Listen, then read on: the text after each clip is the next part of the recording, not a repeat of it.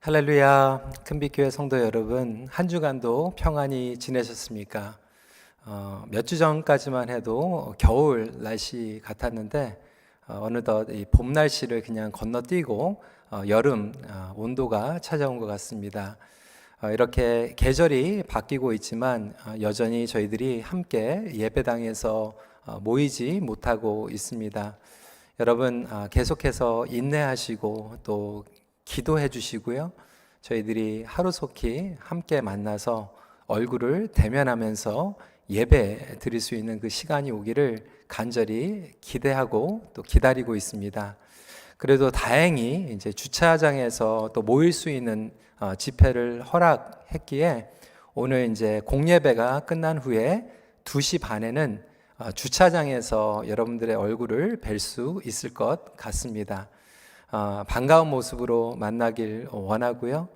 또 여러분들 함께 만나서 또 교제하는 그런 시간을 벌써부터 정말 기대하면서 기다리고 있습니다. 오늘 저희들에게 주시는 말씀은 베드로전서 2장 11절부터 25절 말씀인데 우리의 자아를 빚으시는 하나님이라고 하는 제목입니다. Shaping the Self라고 하는 영어 제목입니다. 말씀대로 살아가는 데 있어서 가장 큰 과제는 사실 우리 자신입니다. 나 자신이 온전히 하나님과 이웃을 사랑하는 데 있어서 큰 걸림돌 그리고 장애물이 되기 때문에 그렇습니다. 인생은 원래 힘듭니다. 만만치 않습니다. 더더욱거나 지금 이 재난 가운데에서 우리가 힘든 시간을 보내고 있습니다. 물론 그러한 상황이나 이 어려움 그리고 관계에서도 우리를 어렵게 하는 사람들이 있습니다. 우리는 그런 환경이나 사람들 때문에 우리 인생이 힘들다라고 때로는 원망하기 쉽지만 정말로 곰곰이 생각해 보면 그 중심에는 우리가 있는 것을 보게 됩니다. 다시 말하자면 우리 자신이 걸림돌이 되고 우리 자신이 문제가 될 때가 얼마나 많은지 모릅니다. 우리의 교만함, 우리의 상처, 우리의 이기주의, 우리의 고집, 우리가 잘못 이해하고 있는 것들, 이렇게 우리 자신 안에 그러한 문제들이 숨겨져 있는 것을 보기 때문에 그렇습니다. 다시 말하자면 정말로 하나님을 사랑하고 하나님을 따라가는 데 있어서 내 안에 내가 너무나도 많이 자리를 잡고 있다라고 하는 거죠. 제가 좋아하는 시 가운데 가시나무라고 하는 시가 있습니다. 우리 하덕규 집사님의 시인데요. 예전에 가수 조성모 씨가 불러서 많은 분들이 사실 이것이 유행가로 이해하고 계시는 분들이 많이 있는데 이것은 하덕규 집사님께서 내 안에 정말로 주님께서 쉴 곳, 정말 주님께서 다스리는 것을 원하는데도 불구하고 내 안에 내 자신이 너무나도 많은 것들을 고백하는 시입니다. 여러분들과 함께 나누겠습니다. 내 속엔 내가 너무나 많아. 당신의 쉴 곳 없네. 내 속엔 헛된 바램들로 당신의 편할 곳 없네. 내 속에 내가 어쩔 수 없는 어둠, 당신의 쉴 자리를 뺏고 내 속엔 내가 이길 수 없는 슬픔, 무성한 가시나무 숲 같네. 바람만 불면 그 메마른 가지 서로 부대끼며 울어대고 쉴 것을 찾아 지쳐 날아온 어린 새들도 가시에 찔려 날아가고 바람만 불면 외롭고 또 괴로워 슬픈 노래를 부르던 날이 많았는데 내 속엔 내가 너무나 많아서 당신의 쉴 곳 없네. 하나님께서는 우리의 믿음을 빚어 나가시길 원하십니다. 하나님께서는 우리를 구원하시고 우리의 삶 가운데 내주하시며 우리를 성장시키길 원하시는데 이렇게 하덕규 집사님의 시처럼 내 안에 우리 자신이 너무나도 많아서 걸림돌이 된다라고 하는 거죠. 다른 사람들을 온전히 사랑하고 싶은데도 내가 용서하지 못하고 다른 사람들을 품어주지 못하고 나 이상의 제한된 모습으로 성장하지 못하는 우리의 모습을 보여주고 있는 것은 아닐까요? 그렇다면 어떻게 하면 나 자신에게 먼저 스스로 이 복음을 선포하고 내 자신이 이 사명에 따라서 절제하며 살아가며 있을까에 대해서 오늘 함께 나누길 원합니다. 첫 번째로 중요한 것은 자아상이죠. 그리고 두 번째로 하나님께서 우리에게 주신 자유함을 어떻게 사용할 것인가. 그리고 세 번째로는 이 복음의 진리를 우리의 삶 가운데 어떻게 적용하며 나아갈 것인가. 자아상, 자유함, 적용에 대해서 함께 나누도록 하겠습니다. 먼저 우리의 자아상입니다. 성경적인 자아를 인식하는 것이 기본입니다. First, we need to recognize ourselves through Scripture. 오늘 본문의 내용은 우리의 신분 그리고 성경적인 자아에 대해서 말하고 있습니다. 11절입니다. 사랑하는 자들아 거류민과 나그네 같은 너희를 권하노니. 우리가 우리 자신을 바라볼 때 여러 가지의 다른 기준을 보고 바라볼 수 있습니다. 우리가 우리 자신을 define 할 때도 내가 가지고 있는 잣대와 기준으로 define 하고 계시는 분들이 있죠. 어떤 분들은 나름대로 이 건강한 자아상을 가지고 계십니다. 그래, 나는 괜찮은 사람이야. 이 정도면 괜찮은 거지 라고 생각하시는 분들도 있을 거예요. 하지만 반면에 어떤 분들은 정말로 건강하지 못한 그러한 자아상을 가지고 계시는 분들도 있습니다. 하지만 아무리 건강한 자아상을 가지고 있다고 해도 그 기준은 계속해서 흔들리고 올라갔다가 내려갔다 할 수 있다라고 하는 거죠. 어떤 날은 우리의 컨디션이 좋고 인생이 잘 풀리는 것 같으면 우리 자신이 생각해도 스스로 나는 괜찮은 사람이야. 이 정도면 괜찮은 거야 라고 생각할 수도 있어요. 제 자신도 이 정도면 그래도 내가 목회자로서 괜찮은 목회자 아닌가.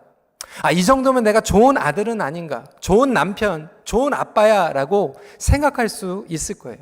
그런데 어떠한 관계의 갈등과 어려움이 찾아오게 되면 그 자아상이 무너질 때가 있어요. 내가 어떻게 목회를 할 수가 있을까?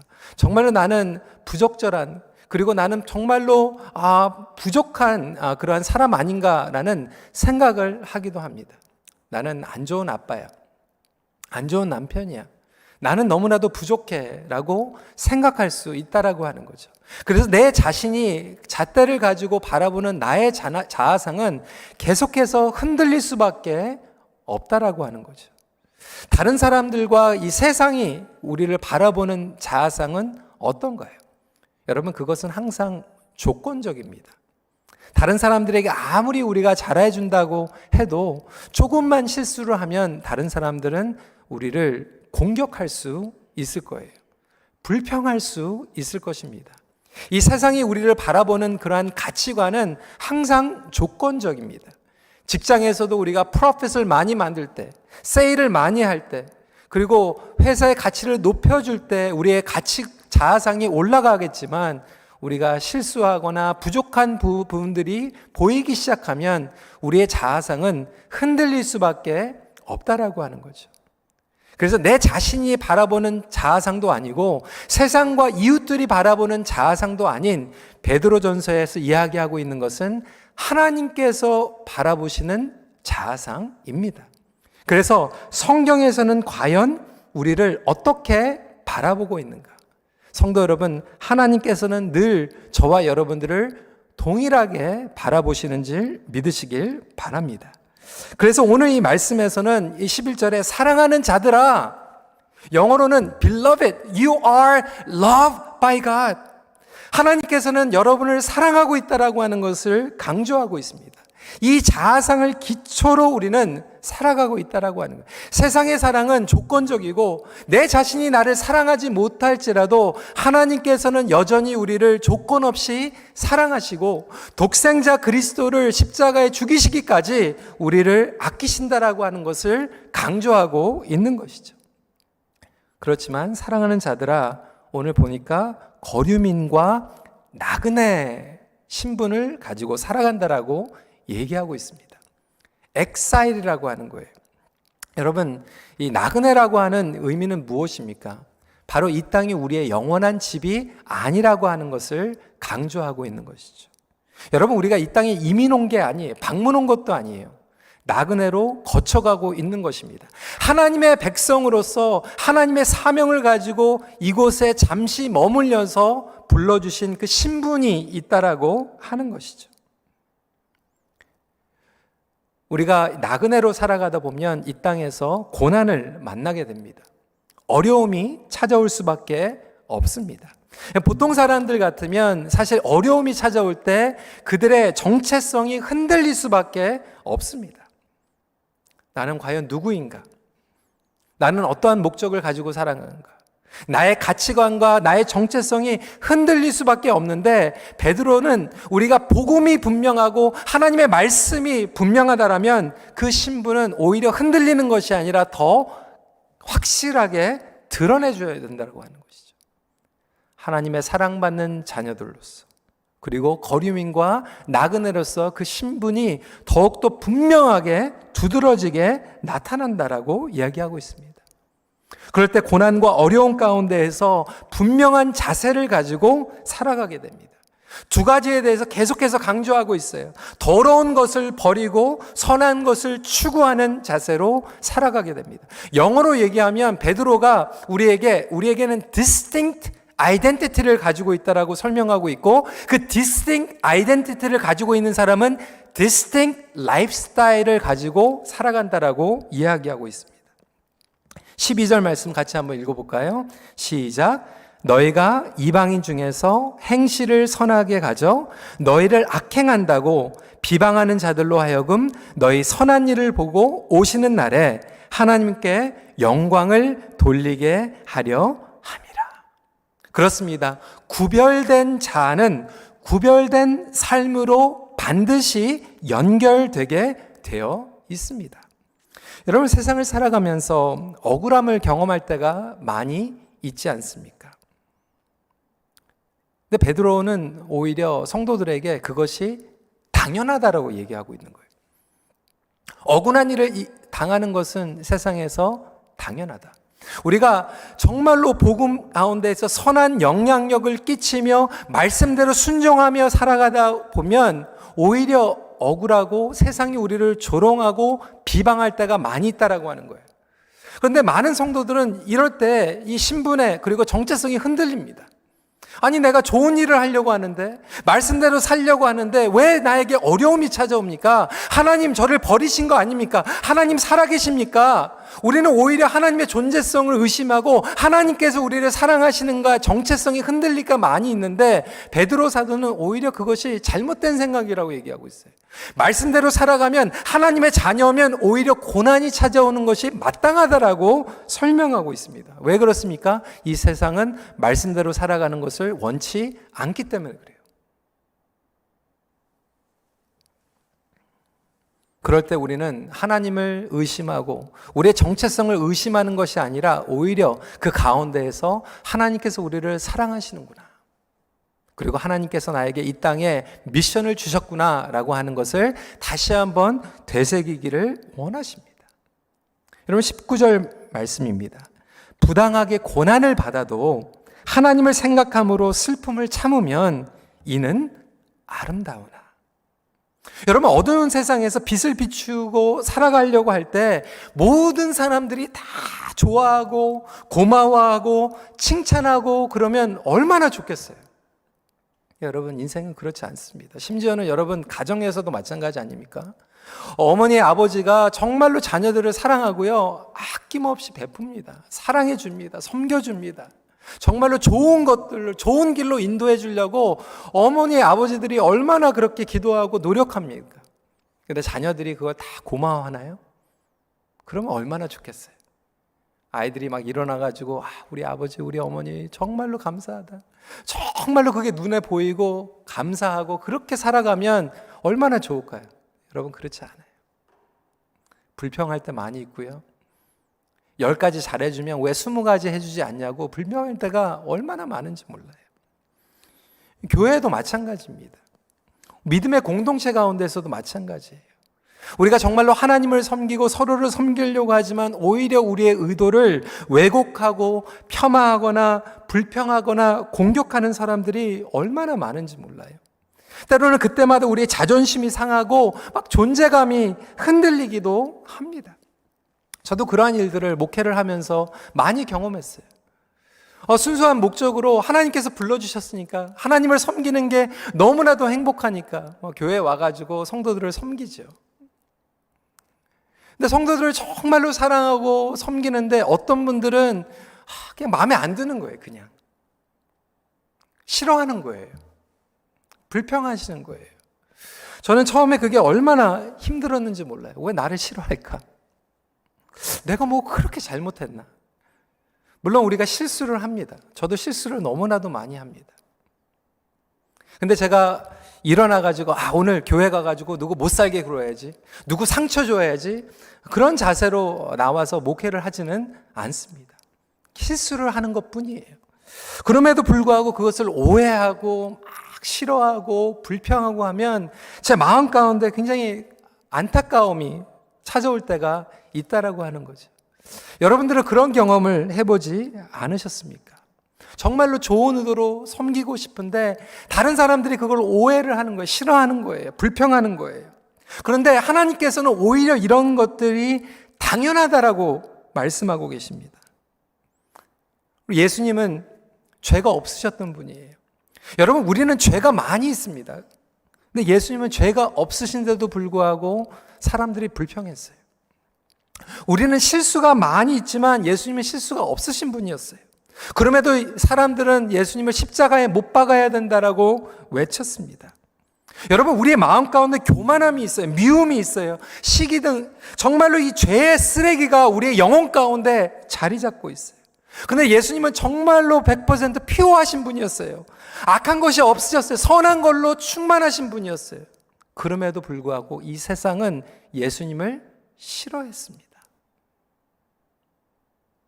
그렇다면 베드로 사도는 우리에게 정말로 이 세상을 살아가면서 주님을 따라갈 때 우리를 싫어하는 사람들, 우리를 오해하는 사람들이 있는 것이 당연하다라고 하는 거예요. 근데 중요한 것은 세상이 우리를 어떻게 바라보고 나 자신이 우리를 어떻게 바라보는 것이 아니라 하나님께서 말씀으로 약속을 주시고 우리를 어떻게 바라보시는가가 가장 중요한 포인트라고 말씀하고 계시는 거죠. 22절부터 23절입니다. 그는 죄를 범하지 아니하시고 그 입에 거짓도 없으시며 욕을 당하시되 맞대어 욕하지 아니하시고 고난을 당하시되 위협하지 아니하시고 오직 공의로 심판하시는 이에게 부탁하시며. 여러분, 하나님께서는 우리의 죄를 보시면서, 여러분, 사람들은요 우리의 죄, 우리의 실수를 정말 하나님께서 보시는 것과 비교할 수 없는 그 1%, 0.1% 보면서도 욕하지 않습니까? 판단하지 않습니까? 그런데 하나님께서는 겉으로 드러나는 것뿐만이 아니라 내 안에 있는 그런 더러운 것들까지 보시면서도 우리를 사랑하시고 용납하시고 우리를 위해서 독생자 예수 그리스도를 보내주시고 십자가에서 못 박혀 죽으신 그 은혜를 붙잡는 저와 여러분들 되시길 주님의 이름으로 축원합니다. 그렇다면 나의 월드는 뭐냐면 정말로 다른 사람들에 의해서 흔들리는 것이 아니라 내가 어떻게 사랑을 받고 있는 사람인가, 내가 주님을 얼마만큼 사랑하고 살아가고 있는가, 내가 주님을 얼마만큼 나타내고 있는가를 통해서 나의 월드가 드러나게 되는 것 아니겠습니까? 두 번째로, 그렇다면 하나님께서 주신 그 자유함을 어떻게 사용할 것인가? 순종을 통한 자유함이 우리를 성장시킵니다. 여러분, 이 아이러니하지 않습니까? 억시모론이라고 얘기하죠. 근데 복음은요, 사실 억시모론한 부분들이 너무나도 많이 있어요. 세상적으로 볼 때 우리가 죽어야지 산다라고 얘기하고 있어요. 우리 자신을 부인해야지 우리가 정말로 생명을 누릴 수 있다라고 설명하고 있어요. 그런데 이 자유함도 마찬가지입니다. 우리가 복종을 해야지, 순종을 해야지 온전한 자유를 만끽할 수 있다라고 설명하고 있어요. 우리는 복음 안에서 자유한 사람입니다. 하나님께서는 그리스도를 통하여서 우리를 죄와 사망에서 자유케 하셨습니다. 우리는 더 이상 노예가 아니에요. We're no longer slaves. We're no longer slaves of sin and death 라고 분명하게 선포하고 있습니다. 그런데 우리는 노예가 아닌 그 자유함을 가지고 어디에 사용하는가? 여러분, 우리가 죄성을 가지고 있기 때문에, 너무나도 이기주의를 가지고 있기 때문에 사실 우리는 그 자유함을 가지고 우리 마음대로 사용하면요, 우리는 더 큰 죄를 질 수밖에 없습니다. 인간은 타락했기 때문에 그렇습니다. 철저하게 자기 중심이기 때문에 그렇습니다. 여러분, 뉴스를 보세요. 스캔들을 보세요. 많은 지도자들, 그리고 많은 그 스캔들이 터지는 이유가 왜 그렇습니까? 그 자유함을 주어졌는데 그 놀라운 자유함을 가지고 자기를 위해서 쓰는 거예요. 인간은 자유함이 주어졌을 때 타락하기가 정말로 쉽습니다. 우리가 정말로 자유한 시간을 가질 때 진짜로 그 사람의 믿음과 영성이 드러난다고 이미 몇 번이나 말씀을 드리지 않았습니까? 여러분, 자유한 시간을 가지고 어떻게 사용하고 계십니까? 아무도 여러분들을 컨트롤하지 않고 여러분들에게 모든 것들이 주어지고 자유의 시간과 자유의 물질과 자유의 그런 모든 것들을 할 수 있을 때 여러분들은 그것을 가지고 어떻게 사용하고 계십니까?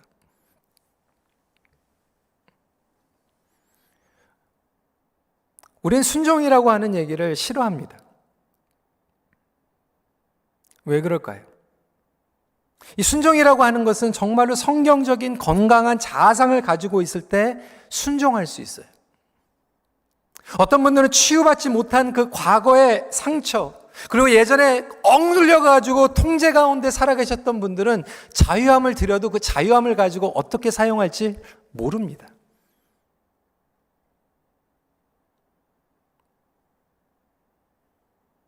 미성숙한 사람에게 자유가 주어지면 그 자유를 가지고 방탕의 길로, 죄의 길로 빠져들 수밖에 없습니다. 정말로 자유를 온전히 사용하는 사람들은 성숙한 사람이죠.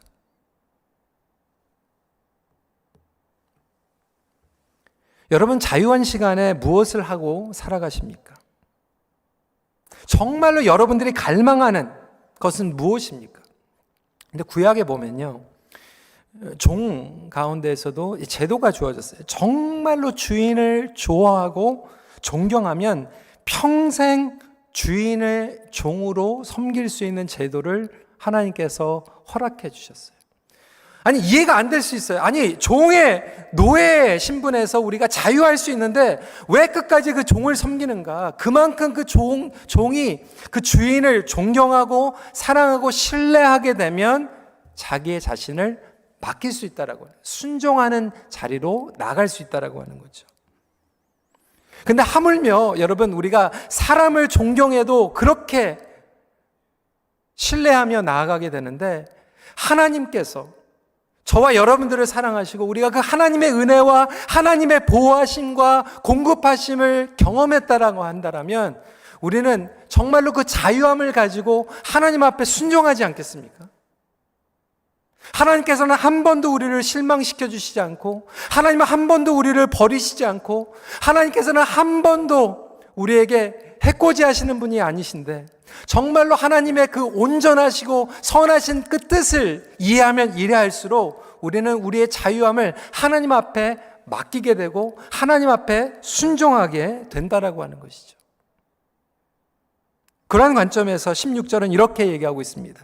너희는 자유가 있으나 그 자유로 악을 가리는 데 쓰지 말고 오직 하나님의 종과 같이 하라. 복음을 정말로 이해하고 하나님을 사랑하는 사람들은 그 자유함을 가지고 악에 쓰는 것이 아니라 하나님의 종이 되는데 스스로 자유함을 가지고 순종하며 나간다라고 하는 거죠. 여러분, 사람은요, 사랑해야 하는 존재입니다. 섬겨야 하는 존재입니다. 하지만 믿는 대상이 되어서는 안 됩니다.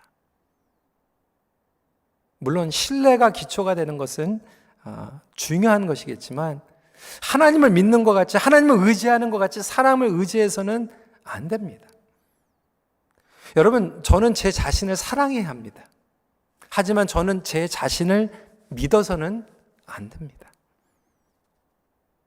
제 자신이 저를 믿을 때 넘어지기가 얼마나 쉬운지 몰라요. 오히려 하나님께서는 나에게 자유함을 주셨을 때 그 자유함을 가지고 내 스스로가 나를 믿는 것이 아니라 하나님을 믿고 하나님 앞에 디스플레이를 가지고 나아가는 그 시간을 통해서 순종을 통해서 내가 성장할 수 있다라고 하는 거예요. 내가 내 자신을 믿는 것이 아니라 내 안에 내주하시고 인도하시며 하나님을 믿을 때 성장할 수 있다라고 하는 거죠. 사랑하는 성도 여러분, 여러분도 여러분 자신을 믿지 마세요. 우리가 우리 자신을 믿을 때 우리는 넘어질 수밖에 없어요. 실망할 수밖에 없어요. 그런데 우리 안에 계시는 하나님을 믿으며 나아갈 때 우리는 우리의 삶 가운데 흔들리지 않는 자아상과 우리의 끊임없는 성장을 경험하게 됩니다. 저와 여러분들에게 주어진 그 자유함, 그것을 가지고 어떻게 순종하며 나아가고 계십니까? 요즘 많은 분들이 직장에 출근하지 않습니다. 재택근무하는 경우들이 많이 있어요. 자유함이 주어진 거죠. 근데 정말 믿은 자로서 그 자유함이 주어졌을 때 정말로 성실함을 가지고 정직성을 가지고 내가 근무에 충실하게 임하고 있는가? 그 프리덤을 가지고 내가 서밋하는 거예요. 여러분들에게 시간의 자유가 주어졌습니다. 여러분 지금 주일날 온라인으로 예배드리고 있는지 예배드리고 있지 않는지 누가 체크하겠습니까? 근데 그 자유함의 시간을 통해서 내가 끊임없이 하나님을 사랑하고 내가 말씀과 기도로 절제의 시간으로 사용하고 있는가? 나의 관계의 자유 가운데에서 더 사랑하고 더 서로에게 복종하는 기회로 삼아가고 있는가? 그것이 성장의 기준 아니겠습니까? 하나님께서는 여러분들에게 자유함을 주셨습니다. 그리고 자유함을 가지고 말씀 가운데 순종할 수 있는 저와 여러분들이 되시길 간절히 기도합니다. 마지막 포인트입니다. 적용이죠. 여러분 우리의 자아상 그리고 자유함을 누리는 것도 중요하지만 결국 우리의 삶 가운데에서 이 복음의 능력이 드러나는 것은 적용 아니겠습니까? 그런데 이 적용의 기준이 있다라고 하는 거예요. 스탠다드가 있다라고 하는 거예요. 그런데 그 스탠다드는 십자가입니다. 십자가를 지는 것이 적용하는 삶의 기준입니다. 베드로 사도는 믿는 자들에게 신분에 대해서 설명하고 있고 그리고 자유함을 통해서 절제하라고 설명한 후에 이것을 네 가지 삶의 영역에서 적용해야 된다라고 설명하고 있어요. 그러면서 2장 13절부터 3장 12절까지 네 가지 영역을 소개하고 있는데 첫 번째는 사회에서, 두 번째는 직장에서, 세 번째로는 가정에서, 그리고 네 번째로는 교회를 포함한 삶의 모든 영역 가운데서 적용을 해야 한다라고 설명하고 있습니다. 다음 주에는 가정에 대해서 말씀을 전할 텐데 오늘은 사회와 직장에서의 적용에 대해서 함께 말씀을 나누도록 하겠습니다. 먼저 사회에서의 적용입니다. 17절 말씀 같이 읽도록 하겠습니다. 시작. 뭇 사람을 공경하며 형제를 사랑하며 하나님을 두려워하며 왕을 존대하라라고 말하고 있습니다. 베드로 사도는 믿는 자들에게 왕을 존대하라, 왕을 리스펙트해야 된다라고 말씀하고 있습니다. 여러분 조심해서 들으시기 바랍니다. 좀 조심스러운 부분이에요. 정치적으로 이렇게 굉장히 민감한 상황이기 때문에 그렇습니다. 근데 베드로 사도는 자기와 정치적인 성향이 다를지라도 존경하라고 이야기하고 있어요. 물론 믿는 사람들로서 잘못된 것은 잘못된 것이라고 우리는 말해야 됩니다. 우리가 캐나다 땅을 살아가고 있어요. 캐나다 정부가 잘못된 지침과 잘못된 정책을 얘기했을 때 그것이 성경에서 어긋났으면 성경에서 어긋난 것이라고 선포할 줄 알아야 돼요. 우리는 타협해서는 안 됩니다. 하나님의 말씀에서 벗어난 것은 하나님의 말씀에서 벗어났다라고 얘기할 수 있어야 돼요. 하지만 존대하는 예우를 갖추어서 하라고 이야기하고 있습니다. 여러분 그 상황을 우리는 봐야 돼요. 여러분 베드로 사도는 지금 정부로부터 로마의 정부로 핍박을 받고 있는 그런 상황 가운데 얘기하고 있어요. 로마가 믿는 사람들을 핍박하고요, 죽였어요. 감옥에 가두었어요. 복음을 전하지 말라고 얘기했어요. 그리고 베드로도 스스로 자기가 그러한 핍박을 받았습니다. 잘 아시는 것 같이 사도행전 3장 같은 경우에 성전 미문에서 안진뱅이를 치유했어요. 그것을 지도자들이 문책을 합니다. 복음을 전하지 말라고 얘기합니다. 베드로를 감옥에 가둬버립니다. 야고보를 죽여버려요. 그 가운데서 너무나도 중요한 그 기준 가운데 하나님을 섬길 것인가, 사람을 섬길 것인가, 하나님을 섬길 것인가, 정부를 섬길 것인가 분명합니다. 하나님을 섬겨야 돼요. 우리가 하나님을 섬기고 하나님의 말씀대로 목숨을 걸어야 됩니다. 그럼에도 불구하고 존경하라고 이야기하고 있어요. 신앙을 탄압하는 정부, 사회를 향하여서도 존대하라는 말을 하고 있습니다. 여러분, 우리가 캐나다 땅을 살아가면서 못마땅하고 동의되지 않는 부분들도 있습니다. 저는 너무나도 안타까운 것은요, 정부가 필수, 비필수 이 나누면서요, essential, non-essential 얘기를 나누면서 LCBO는 essential인데 교회는 non-essential. 1차, 2차 막 얘기하는데 교회에 대한 언급은 없어요. 근데 미국은 보니까 이 트럼프 대통령이 그래도 교회는 에센셜이라 막 이렇게 얘기하는데 캐나다에서는 그런 얘기도 하지 않고 있어요. 얼마나 답답한지 몰라요.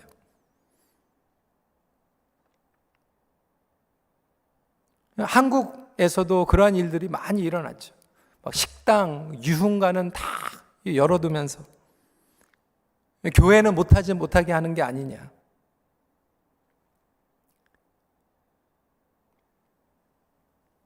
근데 여러분, 우리가 나그네로 엑사일로 살아가면서 다니엘과 세 친구들을 우리는 기억해야만 합니다. 그들은 바벨론에 잡혀갔어요.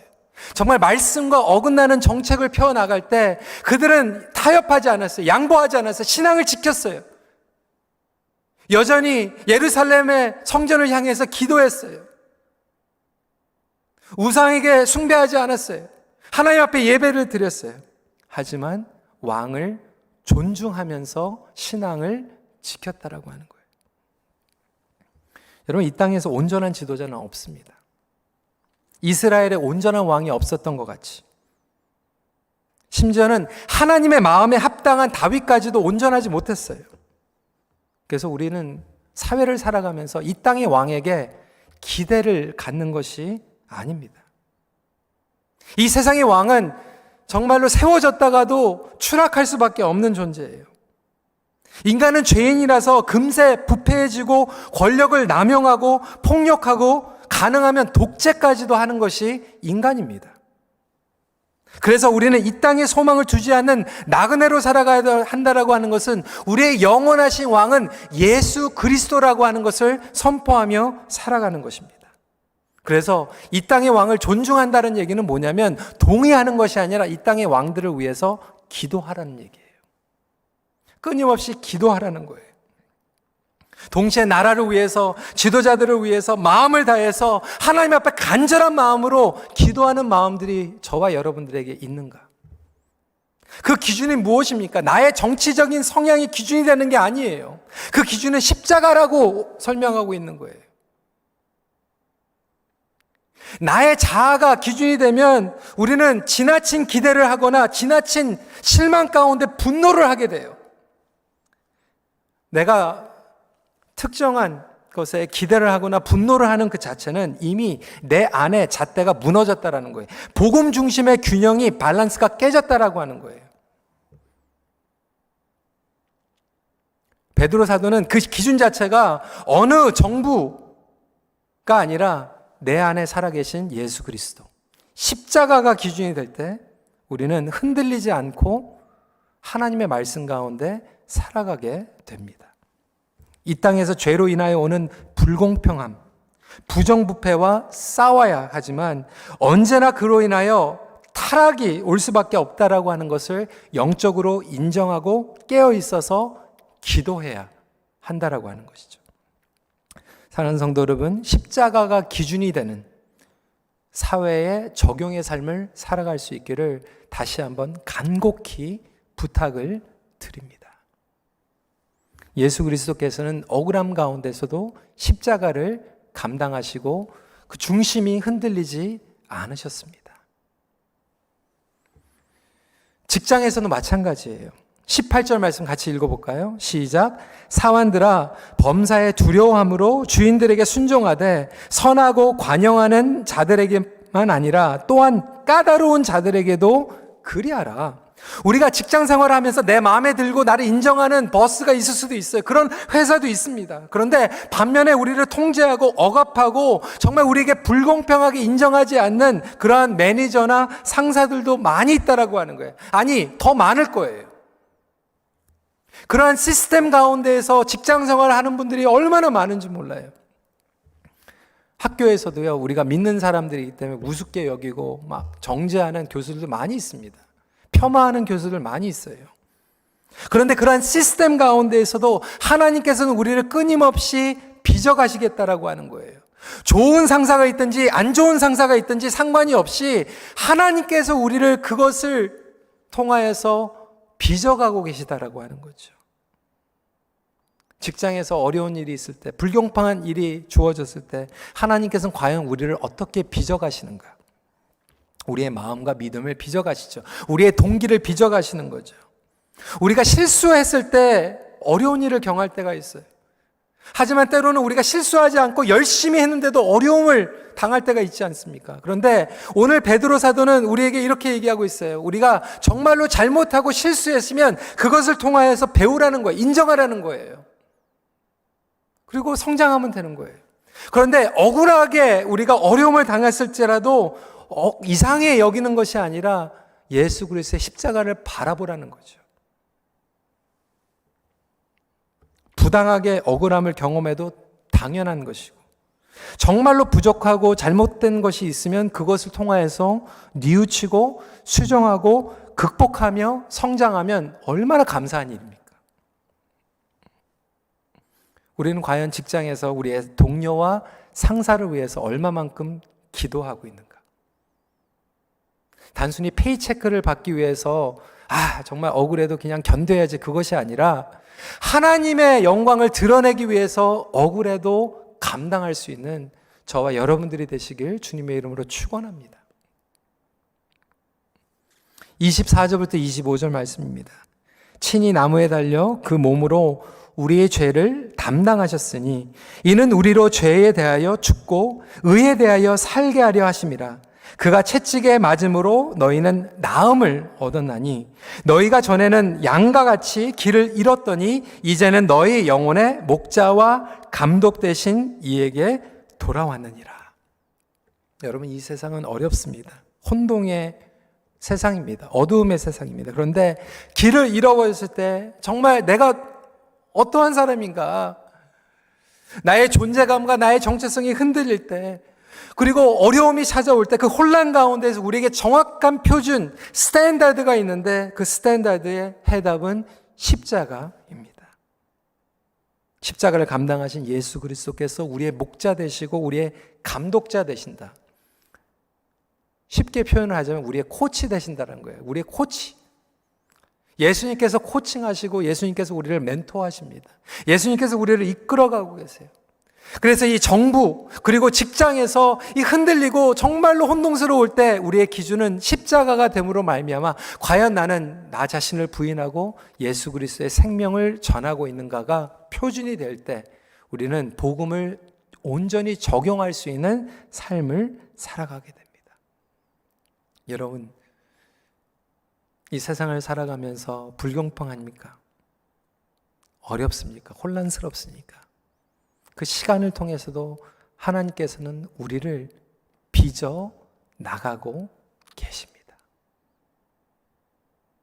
상황이 잘못돼서, 나라가 잘못해서, 회사가 잘못해서, 우리 교수가 잘못해서 그렇게 언제까지 불평하며 언제까지 원망하며 우리 인생을 살아가겠습니까? 그것이 아니라 내 안에 하나님 온전히 말씀으로 빚어주셔서 하나님의 복음과 하나님의 능력이 드러나는 그러한 삶을 살아가게 나를 만져주시고 빚어주시옵소서. 이렇게 고백할 수 있는 저와 여러분이 되길 기도합니다. 그것이 결국 우리를 빚어나가시는 하나님의 손길, 하는 것이죠. 그것이 결국 하나님께서 우리를 사람으로 빚어나가시는 거예요. 여러분, 인간적인 것은 안 좋은 것입니다. 우리는 영적이 되어야 돼요.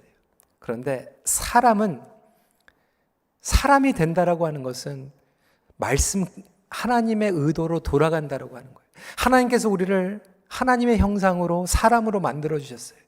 하나님께서 우리를 말씀으로 사람 되게 하십니다. 저와 여러분들이 이러한 어려운 시간을 통하여서 정말로 사람이 되길 원합니다. 하나님 안에서 정체성을 찾고 자유함을 누리고 말씀 가운데 적용해 나가 온전한 사람이 되기를 바랍니다. 말씀을 마칩니다.